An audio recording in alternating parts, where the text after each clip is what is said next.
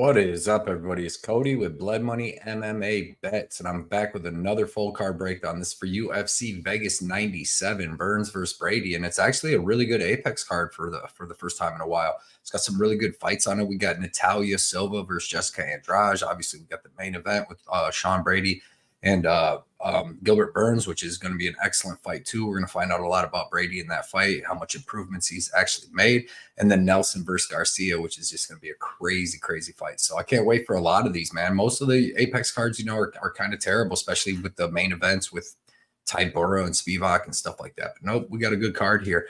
Everybody, if you want to check out, get my recaps, get all my bets throughout the week, get everything, all the extra content I put out is on Twitter or X. Follow me at Blood Money MMA Bets. The link is in the description. And then I also have my Patreon where you can get all my early bets, you get all my extra content, my 10 best bets in order of confidence, layer cake parlay, all different kinds of stuff. We talk during the fights, and it's just a way to support my channel if you want to do that. But definitely check out my underdog fantasy too if you guys want to get into pick'ems and stuff like that, where you're picking like higher or lower on takedown strikes, all that different kind of stuff in MMA fights, which is a different way to bet, but it's super fun, especially when you're counting strikes or trying to get the takedowns and all that.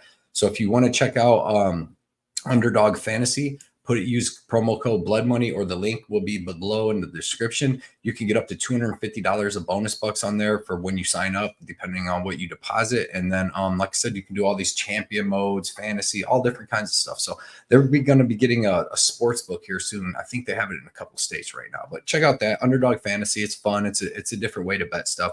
And check out Defend Your Units on Wednesday night. Me and my boy Johnny K Picks do our live show where we just talk with everybody, give out our best bets for each fight, give out a super easy money parlay and all different kinds of stuff. And it's just a fun way to hang out and get some extra content and extra fun for us.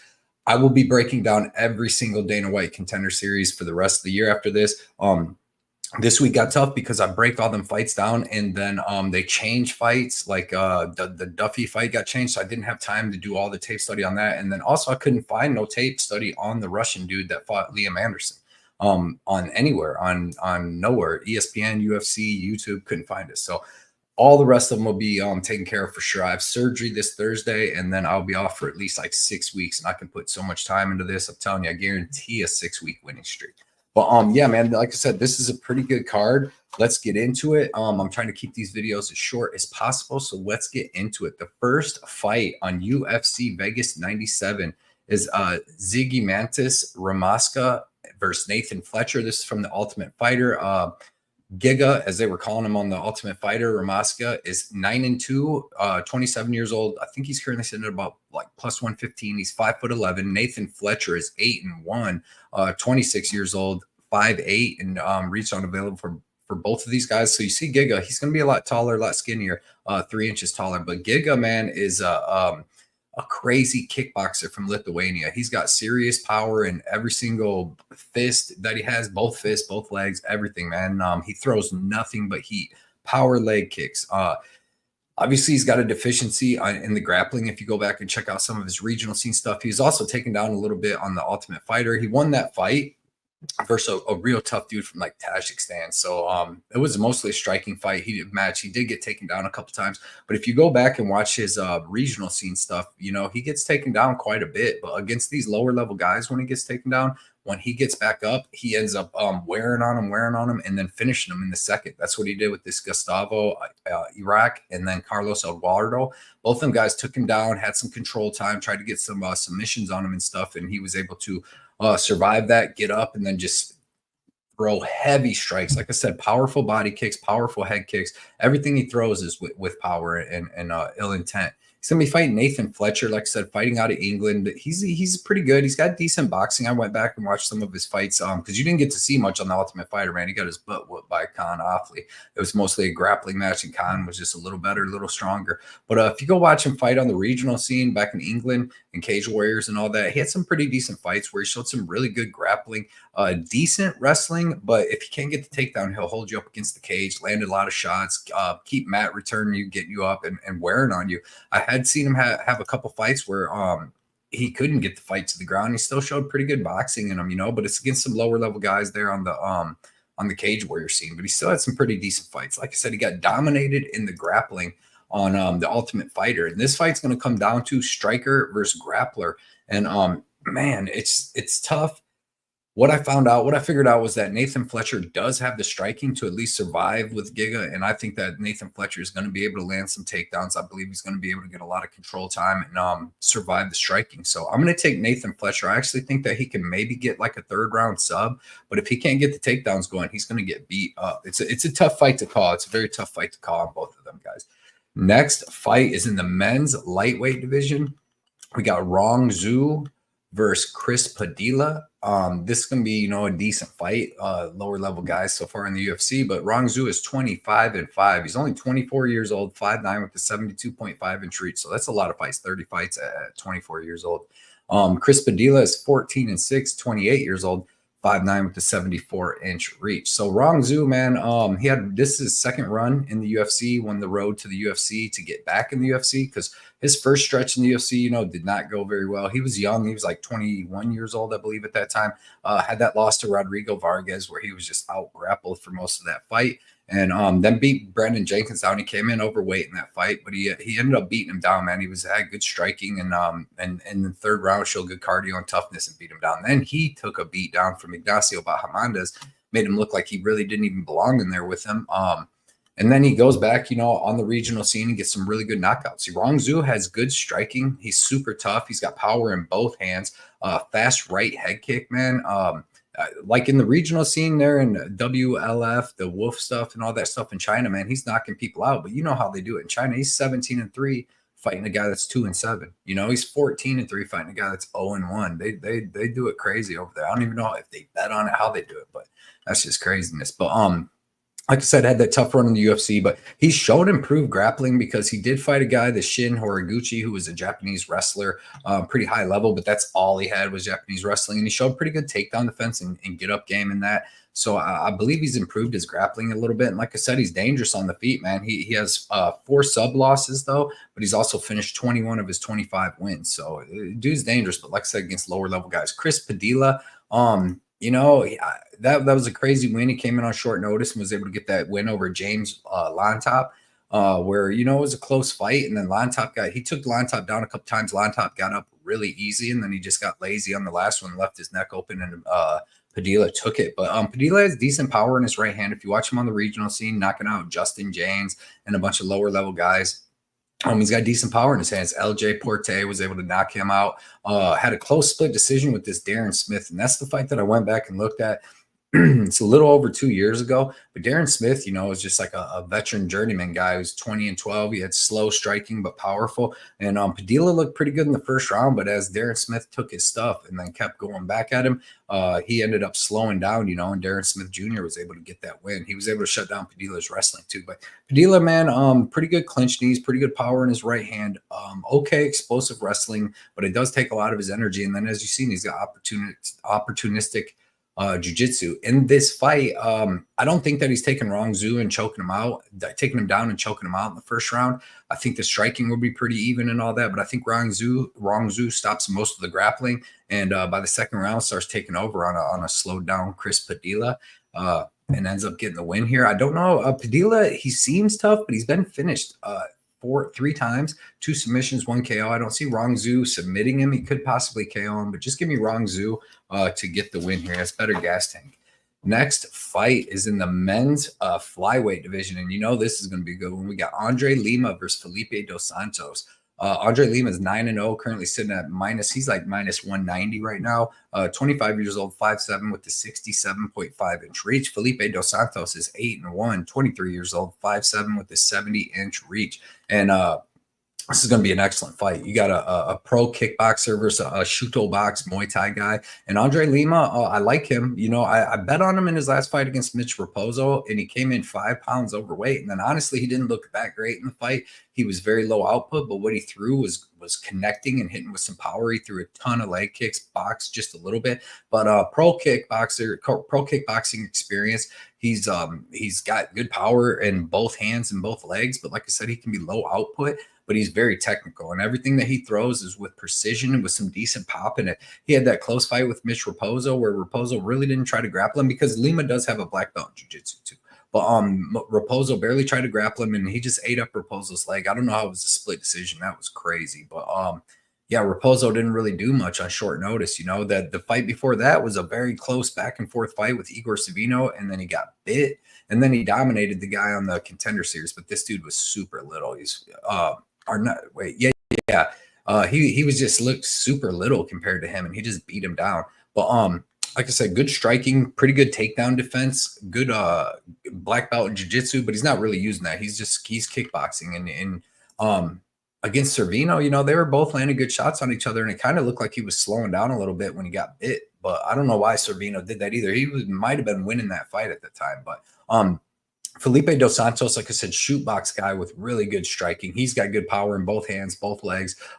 Good grappling. You've seen against Altamirano. They fought in Mexico City, man. And Altamirano probably should have won that fight, but he just grappled him for the whole fight, you know. And it did show a weakness in his game with that he didn't really show on short notice against Cop. But against Altamirano, you know, he just slowed down. Both of them slowed down, but the grappling really killed him after the first round. But like I said, they were at like 8,000 feet. And he still fought tough all 3 rounds. He's got really good striking, dude. If you watch him fight Manal Cape, he was hitting Cape with some of the biggest shots, man. I'm surprised he never even dropped Cape. He was hurting him and hitting him with big shots. He got hurt a couple times, but he came in on like a week short notice because Kai Kara-France got hurt. But it was a freaking good fight back and forth. And some of the shots that he hit Cop with might drop Lima, you know, and he took some really big shots from Cop. Looked a lot better in that fight. And then he had a good LFA run where he beat Hugo Paiva. He's a well-rounded shooto box guy that's super aggressive, that can take a punch. He's got good volume, good cardio in most fights besides, you know, at altitude like that.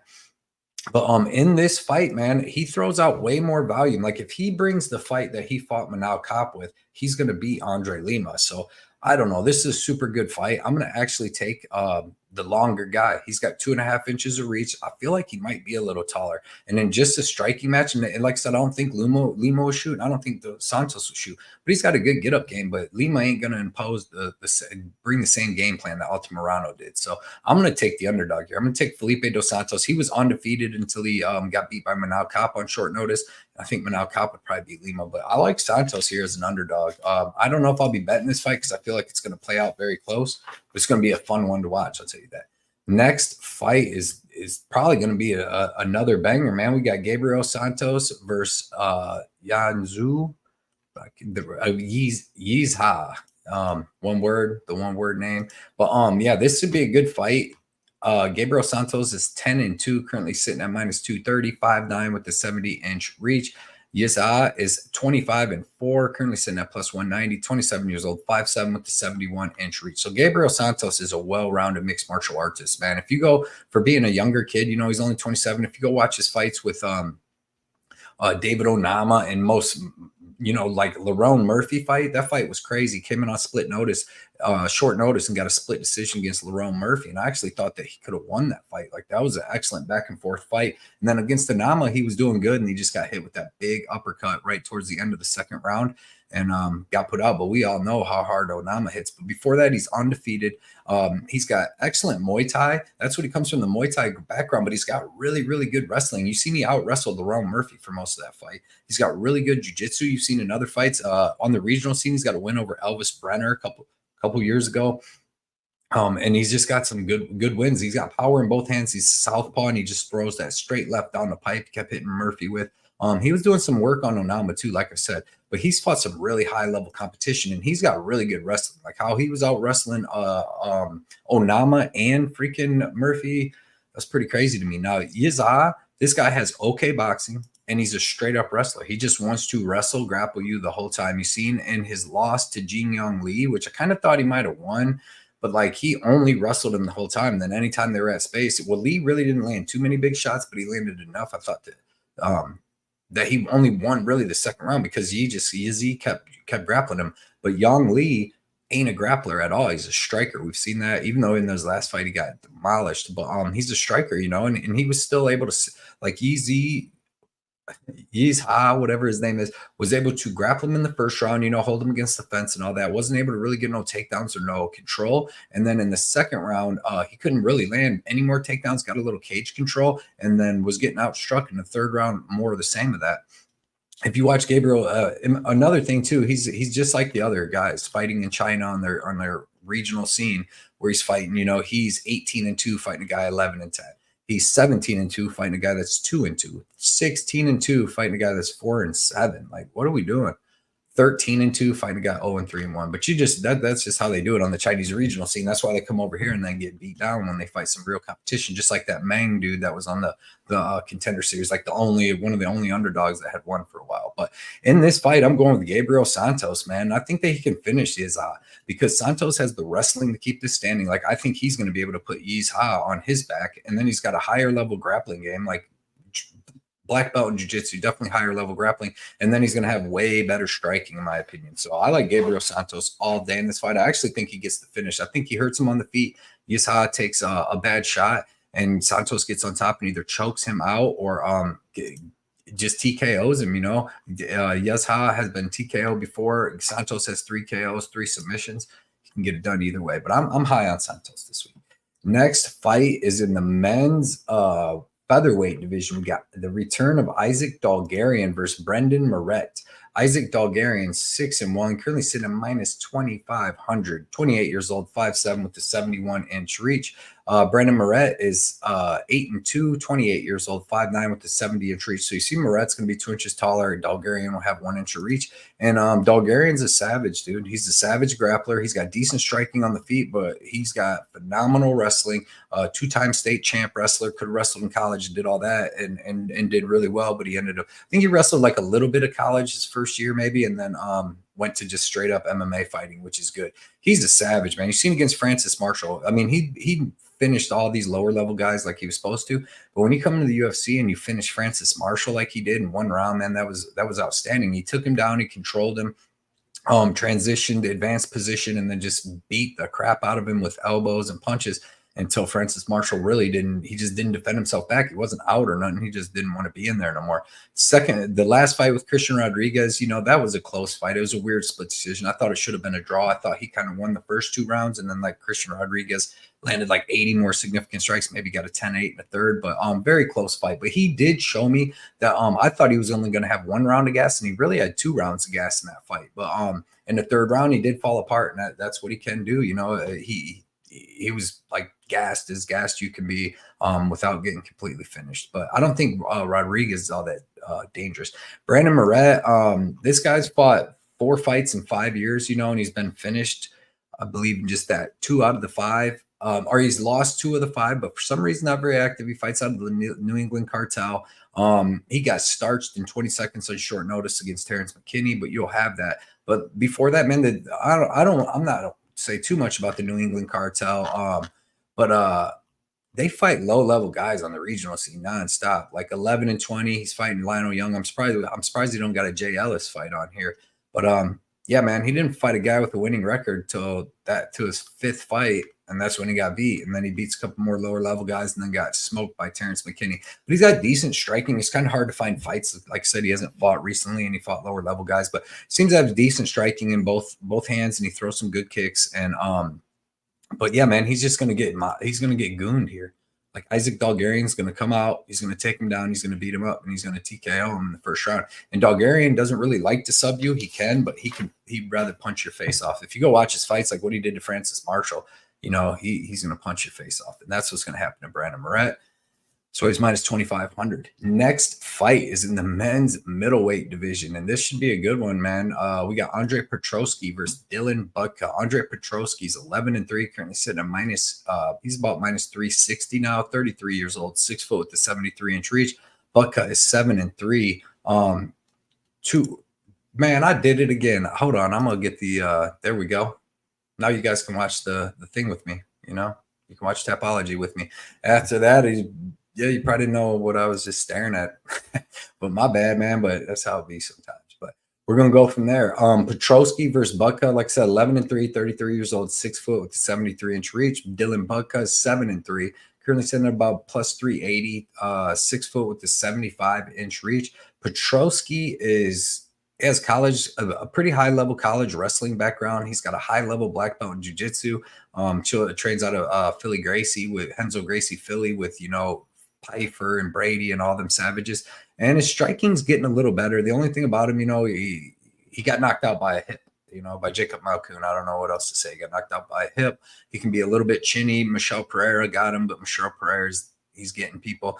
Didn't look bad against Mearshart. Had a decent fight. His last fight against Josh Fremd, who's not good. He dominated him all 3 rounds. But like I said, decent striking. He settled against Wellington Terminus. Striking isn't terrible. Suspect chin, good wrestling, and high-level jiu-jitsu. You've seen against Nick Maximoff, who's another good wrestler with pretty good jiu-jitsu. He came in and left his neck out there, and he was able to get Maximoff out of there in a minute and a half with the front choke, anaconda choke. And he's high level against these lower level grappler guys. And that's where Dylan Budka comes in. He's a wrestler. He wrestled at Notre Dame, but I think there's one in Ohio or something weird like that. He had like a year in there. He's a good wrestler. He's got okay jiu-jitsu. It's not the greatest jiu-jitsu in the world. He's got pretty decent ground and pound and pretty good cardio and pretty good toughness. In his last fight, he just kept trying to take Almeida down, and Almeida was able to survive all that. And then the second round started hitting him with big shots. But Almeida's a crazy striker. On the Contender Series, I'm surprised he even got the contract. He did grind out a win against Chad Hanelcom. But that dude, wasn't the greatest fighter, and he just could not stop the takedowns and get up. Had some other decent fights. You remember Wes Schultz just fought on the Contender Series a couple weeks ago against Mansour. He was able to beat him, but he got beat in the first round, back and forth wrestling and grappling, and then took over when Schultz slowed down a little bit. But yeah, man, he's a wrestler that wants to hold you against the cage, take you down, land a little ground and pound, and keep taking you back down. And that's going to be a problem here because I think Petroski, has a higher wrestling pedigree. He's going to have better striking, and then he's got way better jiu-jitsu. So I don't really see where Dylan Budka wins this fight outside of a lucky punch. So I got to take Petroski, and I think he front chokes him just like he did Maximov. I think Dylan Budka takes a sloppy shot at some point. Maybe he gets up, gets hit with the shot, whatever, but takes one of them sloppy shots. And Petroski's going to be able to capitalize on that. He's just a way better athlete, in my opinion. And he's just high level black belt. And this is going to be a grappling match. So I want the better wrestler in black belt. And he showed good cardio against Josh Fremd in his last fight. So I don't know. He's number 36 middleweight in the world, and Dylan Budka's number 163. And this ain't even a short notice fight. So I'm not really sure why they made this fight other than the fact they love Andre Petroski. Next fight is in the women's strawweight division. We got Jaquelin Amorim versus Vanessa Demopoulos. And this should be a good fight, too, between these two chicks. Amorim's 8-1, currently sitting at minus 350, 29 years old, 5'3", with the 68-inch reach. Demopoulos is 11-5, currently plus 275, 5'2", 59-inch reach, 35 years old. So you see Demopoulos is 6 years older. She's not at the spot where you're at 37, 38, where you don't want to be betting these fighters, but she's getting up there. She's almost 36. You see Moram's going to be 1 inch taller, but she's going to have 8.5 inches of reach on Demopoulos. Demopoulos has some of the shortest reach in the game. Jaquelin Amorim has okay striking in the first round. She's got good wrestling, pretty good wrestling in the first round, high-level jiu-jitsu. World-class black belt, and she showed it in her last fight where Corey McKenna took her to the ground and she was able to hit the arm bar off her back. She's way more dangerous off her back than on top, but if she can take your back, she's got a sick rear naked choke too, as she showed against Sam Hughes in their fight, but Sam Hughes got out of like 4 of them, which was crazy. But yeah, power. She throws power striking on the feet to back you up, and then she'll come into the double leg off throwing a big overhand right. And then, like I said, once she's on the ground, she's pretty dangerous. But she showed better cardio against Montserrat Ruiz, but Ruiz showed no resistance to her whatsoever at any point in the fight. And she was able to get the ground and pound win there. But against Sam Hughes, man, she came out, and tried to choke her and do all that in the first round, and she was death gassed. And by the second, third, she just was held on her back and didn't do anything. And even against Montserrat Ruiz in their fight, like in the second and third round, her striking isn't great, but it's okay in the first round, but it didn't look anywhere near as good in the second and third when she slowed down. Vanessa Demopoulos is a pretty high-level black belt in jiu-jitsu herself. She's never been finished in her whole career, 5 decision losses, and she's actually on a pretty good run.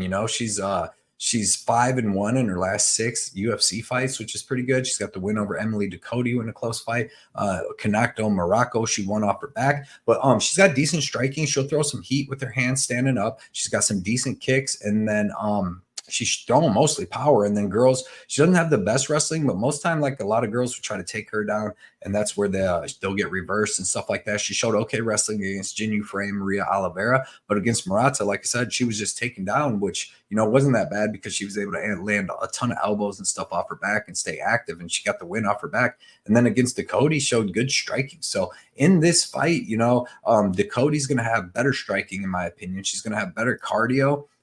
She doesn't have the best takedown defense, and that's kind of keeping me off like wanting to bet her at plus 250 because I think she can survive the first round. I think Amorim does land some takedowns, but Demopoulos can survive.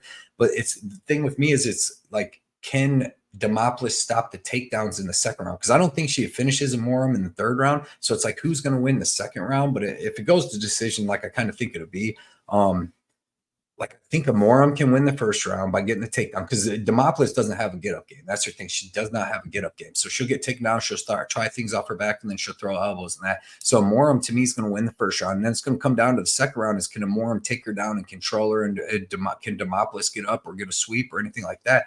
And in my brain, I'm kind of thinking that Demopoulos will be able to stop the takedowns by the middle of the round because, like, even against Montserrat Ruiz was punching at her in the second round, and Amorim just went to her back, and Ruiz got on top, and then she reversed her. She did that in both rounds, actually, second and third. So I don't know if she'll even be able to take Demopoulos down in the second or third. So I'm taking Vanessa Demopoulos here at plus 250. I say she survives the first round and is able to take over and has way better striking, keep the fight standing, and win the second and third round.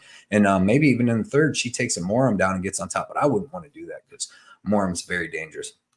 Here's another weird fight though.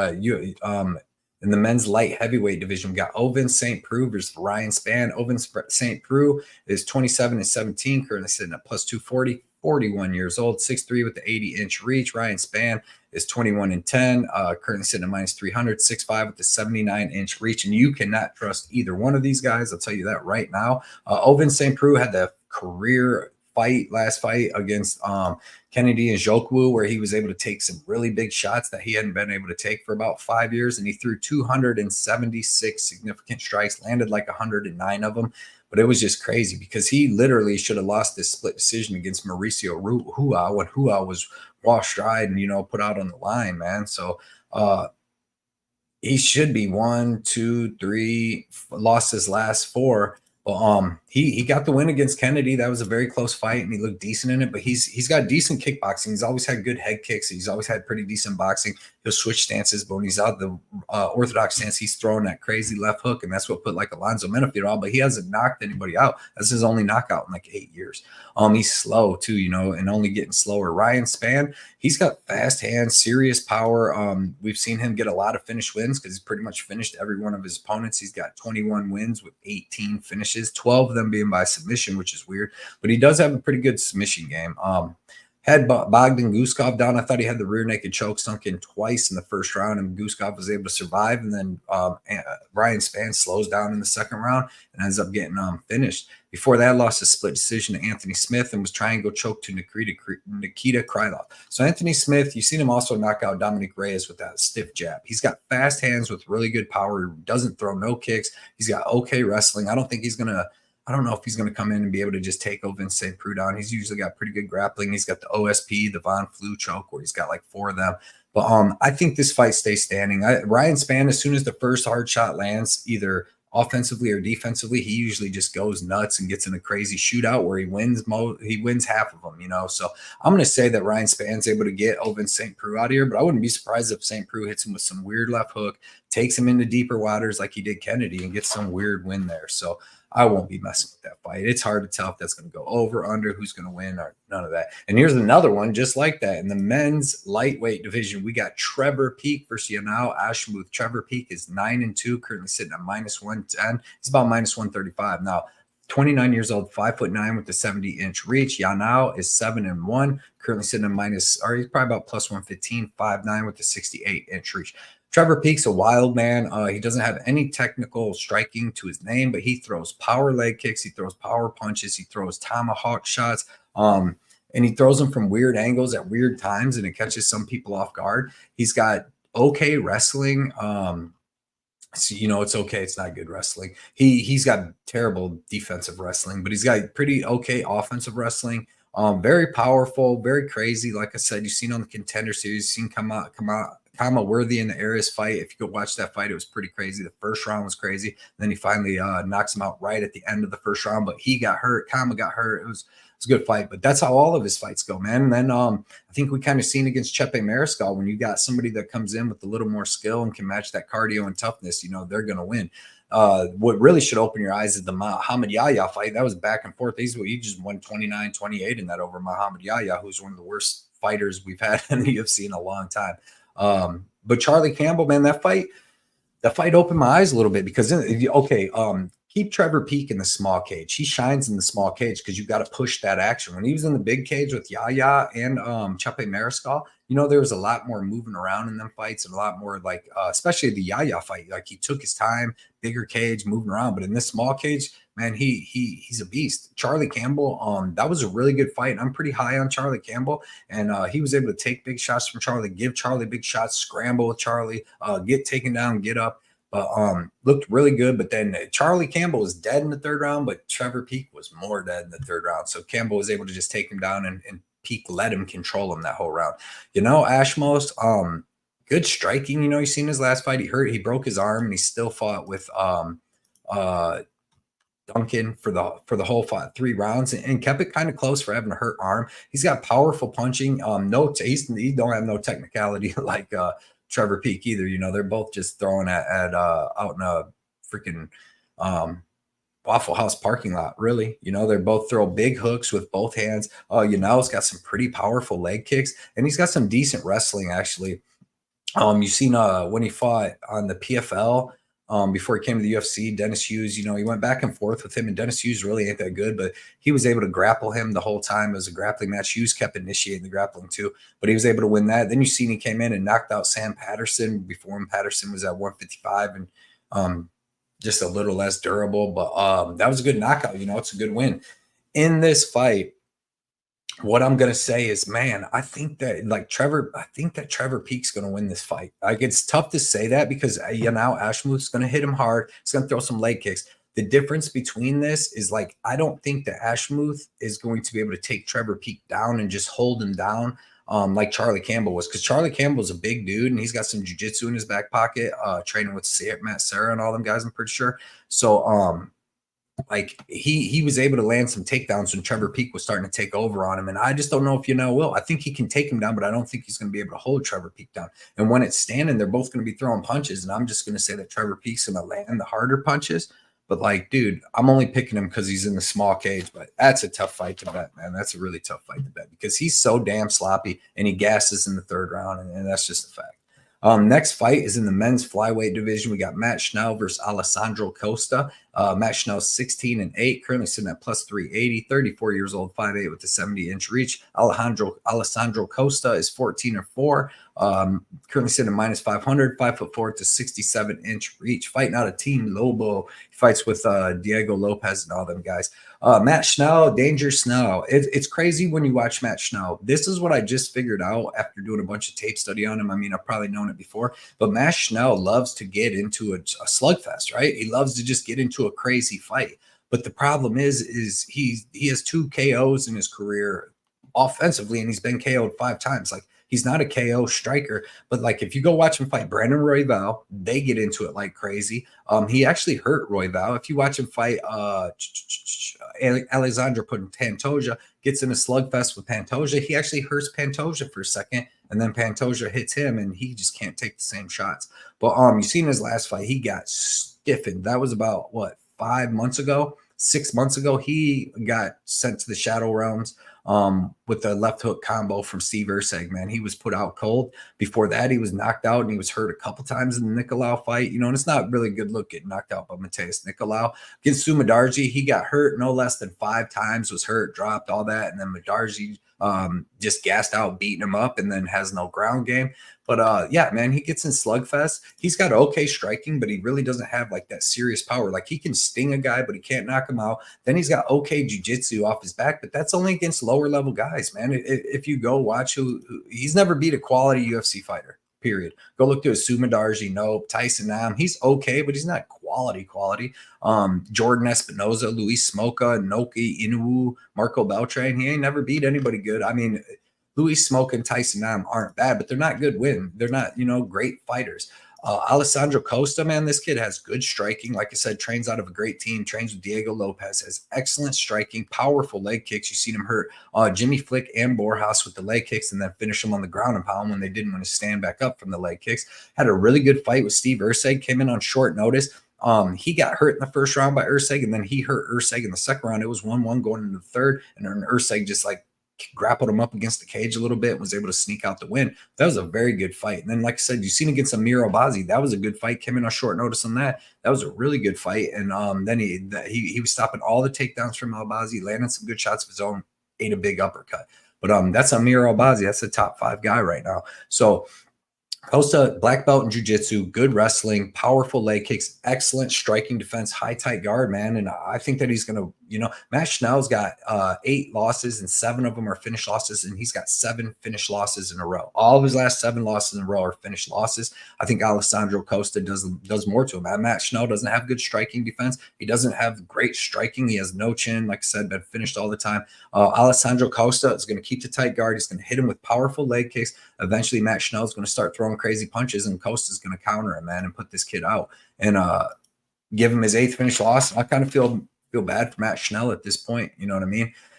Next fight is going to be in the men's featherweight division. This is going to be a banger. We got Kyle Nelson versus Steve Garcia. Kyle Nelson is 16-5-1, currently sitting at about plus 150, 33 years old, 5'11" with a 71-inch reach. Steve Garcia is 16-5.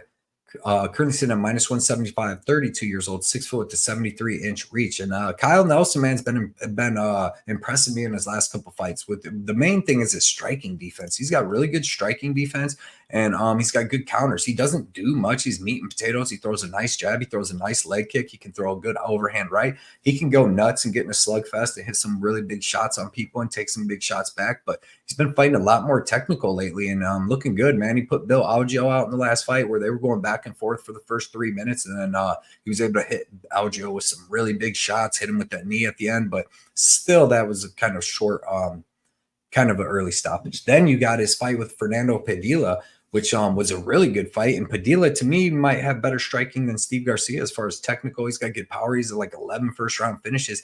And Kyle Nelson was able to strike with them in the first round. Padilla definitely won the first round, but by the second, Nelson started hurting him a little bit, landing more of them leg kicks were really hurting Padilla too, and slowed the fight down and was able to get the win. Did the same thing to Blake Builder, had to draw with Duho Choi from that weird headbutt, but had a good fight with Jai Herbert too. I went back and watched him fight Billy Quarantillo because that's going to be a lot like this fight, and that was a really good fight going into the third round. And when he came out in the third round, Quarantillo did start taking over a little bit because of his pressure was just starting to wear on Nelson.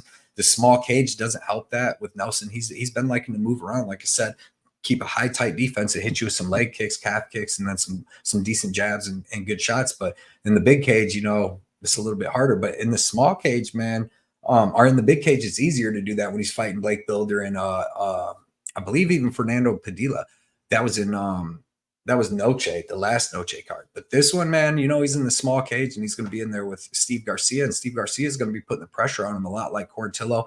The Quarantillo fight was close going into the third, but like I said, Quarantillo started working on him, cage pressing him, and that by the end of the second, wearing on him and came out, hit him with the big shots in the third. But he's been looking a lot better. Kyle Nelson's got power in both hands, throws power kicks. He's super tough, pretty durable.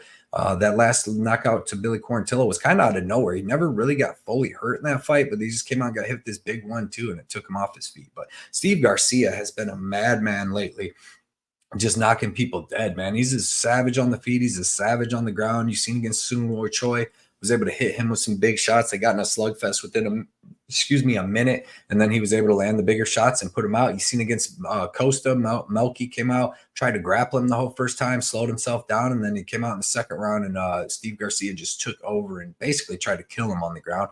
Did the same thing with Nerd and Becky. He got dropped bad in the first round, was almost out cold from 2 shots. So when he hit the ground, he got hit with another shot, almost put him out, survived it, got up, man. And when he gets up, he is a savage. He's reckless. He don't have no – is all disregard for his own safety, the other people's safety, everything. He's just a savage, man. He just starts throwing that left hand over and over and hitting. That's what he did to Sung Woo Choi. and just pounding people out. He did it to Chase Hooper, man, hitting him with left hooks, ground pound, everything. Did get caught against Marotte, and that's why you got to be kind of nervous on him, because he got caught and finished by Marotte in 1 minute. And when he fought Charlie Ontiveros, he got hurt a couple times in that fight before recovering and getting the win later on. Got a knockout win over Chepe Mariscal, which is kind of a suspect one, but that was a good fight, man. If you got time, go back and watch Chepe Mariscal versus Steve Garcia. It goes exactly how you would think it sounds like it would go.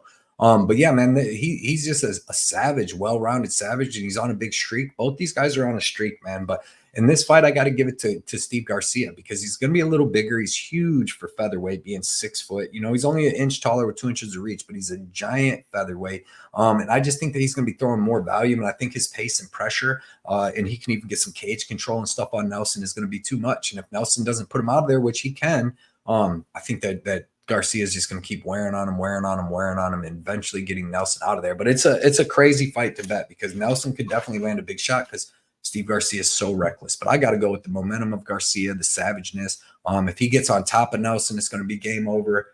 But Nelson's, man, striking defense concerns me a little bit, because he may be able to counter Garcia. But I'm going with the dog at Garcia, man. Next fights in the women's flyweight division, we got Jessica Andrade versus Natalia Silva. And this should be a great fight. It has a lot of meaning in the women's flyweight division. We got Jessica Andrade is 26-12. I mean, yeah, in the flyweight, 26-12. Currently sitting at plus 215, 32 years old. 5'1" with a 62-inch reach. Natalia Silva, 17-5-1, currently sitting at minus 270, 27 years old, 5'4" with a 65-inch reach. So you see, Natalia Silva is going to be 3 inches taller with 3 inches of reach, which most time they are. I was just realizing it too. I don't know why I didn't look at the weight, but Andrade is weird, you know. She's back up at 125, taking this fight. She's on a 2-fight win streak at 115 and been doing really good at 115. Beats Marina Rodriguez and Dern, and then comes back up to 125, where, you know, I don't know. It's a weird thing. And that's a tough fight, man, against Natalia Silva. But Andrade, she's a slugger, dude. She's got decent, powerful leg kicks. She's kind of slow, but she's got real power in her hands, and she's a dog, and she's going to try to chase you down. And the small cage definitely helps Andrade's style in this fight. But yeah, man, she's just going to be throwing heat, trying to hit you with hooks from both hands. She's got okay grappling. I don't think she's going to be able to get no wrestling going here. Okay jiu-jitsu, you seen like the standing triangle or arm triangle that she got on the most. But she's just looking to throw heat, man. And she's got pretty good cardio, and she's really tough, and she'll bring the heat. She'll stay to a game plan. She can get over aggressive and get caught, though, like she did against Jan, and get hurt. And she has been finished 9 times out of her 12 losses. Natalia Silva, man, her taekwondo striking is crazy. She's very agile. She's very good with both legs, lead leg kicks, back leg kicks, both hands. When she throws a lot of punches when she's moving, and it's not much, but when she sits down and throws like a 3-punch combo, man, she can hurt girls. That's what she busted Andrea Lee up with. But it's her kicking game. She'll throw 8 different kicks with each leg, man. It's crazy. The different head kicks, body kicks, leg kicks, very fast, very accurate, great movement, good striking defense. Great takedown defense. So I don't see this fight really hitting the ground. Vivian Arugio tried to take her down the whole fight. Couldn't get her down. Jasmine Jazz the Vicious tried to take her down. Couldn't get her down. Teresa Bleda did get her down a little bit, but she ended up finishing that fight later on in the 3rd round. But yeah, this is going to be a striking fight, and I just like Natalia Silva here, man. I think she's going to be way faster. I think she has way better striking defense. You've seen Jessica Andrade was getting pieced up all the time by Marina Rodriguez, but like I said, she just bit down on her mouthpiece, came forward throwing bombs. But I don't know if that's going to work here against Silva, because Silva is just so fast, so accurate. I think she's going to catch Andrade coming in kind of like Jan did, and drop her with some big punches. But it could get crazy, you know, as Jessica Andrade is a beast, and she's going to be throwing big shots. So she could hurt Silva and win around that way. She could hurt her and finish her. You never know. I don't think that happens. But it's Jessica Andrade, and she's a savage. But give me Natalia Silva, man. I think speed kills, and I think that she's able to land the bigger shots. I don't know if she finishes Andrade. If anybody could finish her, I believe Silva can head kick her and finish her. So give me Natalia Silva by KO. I think that she does hit Andrade. Catches are coming in with something. I love her cardio. I like Silva's toughness. Give me Silva by KO. Main event time, we got Gilbert Burns versus Sean Brady. Gilbert Burns is 22-7, currently sitting at plus 145, 38 years old, 5'10 with the 71-inch reach. Sean Brady is 16-1, 31 years old, 5'10 with the 72.5-inch reach. So you see Brady 7 years younger, and he's going to have an inch and a half of reach. Everything else is pretty even, and it's pretty even in the fight too, man. Gilbert Burns, well-rounded veteran, man. He mixes in his grappling and his boxing really well. He can switch stances in his boxing, throw pretty good leg kicks, decent head kick, but just a well-rounded vet, man. Showed pretty good boxing against Masvidal, landed his takedowns, beat up an old tired Masvidal. You see when he comes in against a guy that don't have no grappling like Neil Magny, he just puts him out of there quick. He can go to war like he did with Khamzat Chimaev. Had that really good fight with Bilal, but he hurt his arm in that. So, it's kind of a weird one to judge. But Jack Della, man, that was a good fight. I thought he was winning. I thought he was winning the third round, and then Jack Della got up and hit him with that big knee and put him out. But Jack Della's a savage. Has his wins over Stephen Thompson, a couple other people, most of them that he was able to out-grapple. But like I said, 38 years old, did get injured against Bilal, came back, looked decent, against Jack Della until he got finished in that third. But Gilbert Burns has good wrestling, offensive and defensive, some of the best scrambles in the game. He's a very, very high-level black belt. Sean Brady, really good boxing. His boxing definitely looked improved against Calvin Gastelum, but Calvin Gastelum looked terrible in that fight. But his boxing looked improved. He showed great wrestling. He kept hitting some single legs. Every time Calvin would throw a kick, like Brady would just throw this overhand right and grab the single leg as he was doing it and landed these takedowns. And then once he would get him down, man, it was all back control, top control until he finally Kimura Calvin Gastelum. He really dominated him in that fight. And his fight against Bilal Muhammad, I go back and watch that, and it was actually a really good fight back and forth. I kind of thought Sean Brady kind of won the first round striking, which is pretty good. And then the second round was really close in the striking too. And it's not like he folded or he got tired. He just got hit with some big shots from Bilal, and then Bilal, stormed him with like 50 different shots, didn't let him recover, and got that win. It was in Saudi Arabia or Abu Dhabi, one of them, and Bilal was training with Khabib, and he had the crowd with him, and it was just, got pretty crazy. But other than that, he's looked pretty good. Was able to out-grapple Michael Chiesa before he slowed down bad in the third round, almost got finished, and the clock ran out, so that was not a good look. But showed really good cardio against Gastelum, but he didn't really have much effort going back at him in that fight. But man, he's got pretty good wrestling. His back is huge. He's so strong when he gets on top of guys. He's got a high level black belt. He trains out of Renzo Gracie, Philly, like I said earlier, with Pfeiffer and all these other beasts that are training out of there. So this is going to be a good fight. It's almost like a mere fighters. They both have really good boxing. They barely throw any kicks, and then they both got pretty good wrestling, and then they're both like the highest level jiu-jitsu. I would like to see a jiu-jitsu match out of these guys. It's going to be weird because, I don't think that Sean Brady just takes Gilbert Burns down and holds him down. You see, even when, Khamzat took Gilbert Burns down, he couldn't hold him down. Burns is scrambling and getting up. I don't think that, Brady can just take his back and hold him down. I don't think these guys, stay on the ground. I think this stays a striking match for the 5 rounds, unless somebody gets tired later on and somebody can get the win. But there's a possibility that Gilbert Burns can out-wrestle Sean Brady. Gilbert Burns has some good wins in the UFC at this 170-pound division with just wrestling over Tyrone Woodley, knocked out Damian Maia, but against not Steven. There's one more who. Oh yeah, Alexei Konchenko, who was 20-0 at the time with good wrestling. He out grappled Gunnar Nelson, who we know is a beast grappler. So this is a very dangerous matchup for Sean Brady. Man, dude, it's tough because, like I said, I think it's going to be a striking match for all 5 rounds. And from there, it's going to be a really, really, really close fight. I'm going to go Sean Brady, though. Like I said, Gilbert Burns, a little older. Sean Brady was holding his own with Bilal, where Bilal was kind of the better striker against Burns, even before Burns hurt his arm. So I probably won't be betting this fight, maybe looking at some overs, but I'm going to take Sean Brady. I don't think Sean Brady finishes Burns. I don't see him submitting him, and I don't see him knocking him out. Burns is very tough. And Burns, maybe he could hit Brady with a big shot because we've seen Brady get knocked out by Bilal. So that makes it hard to bet Sean Brady. This is going to be a really good fight. I honestly can't wait to see it. At Gilbert at 38, I think it's just going to be kind of a changing of the guards. But I don't mind anybody taking a shot on Gilbert Burns in this fight, man. It's going to be a super good one. It's going to probably be close. And like I said, if it stays striking for 5 rounds, it's going to be close. But hey man, I appreciate everybody checking this out. Like I said, if you guys want to check out all my bets, recaps, everything, extra content, check it out on X. You can check out my Patreon if you want to for a ton of extra content, support my channel and all that stuff, and putting out some easy bets. And I'm getting away from just, man, like all these cards lately have had a lot of guys that are like, and women that are minus 350 and more, you know, and I always try to stay away from that. I always try to find the value, but I keep myself away from easy bets. So I'm going to stop doing that. I'm going to stop making rules and doing all this stuff, keeping myself, don't bet this, you can't, but whatever. I'm just going to bet, man. And if there's easy bets out there to take with these big favorites, I'm going to take them. And then I'm going to also make some sharp bets and stuff like that too. But I'm not going to pass up easy money anymore just over ego and stupid stuff like that. So I'm gonna have some good bets. I already got a bunch of bets posted for this fight and for Noche next week or the following week. So it's gonna be some good stuff. But I appreciate everybody checking this out. Check out the links in the description for Twitter and Underdog Fantasy and all that stuff. And good luck. And I'll see you guys Wednesday night live with Johnny. And like I said, after this surgery, I'm going to be doing a bunch of stuff. I'll be doing some fight companions. Me and Johnny's going to be doing some early shows for Defend Your Units and stuff. So can't wait to do it, man. You're going to be seeing a lot of me coming up. I'm going to build this channel up. So I'll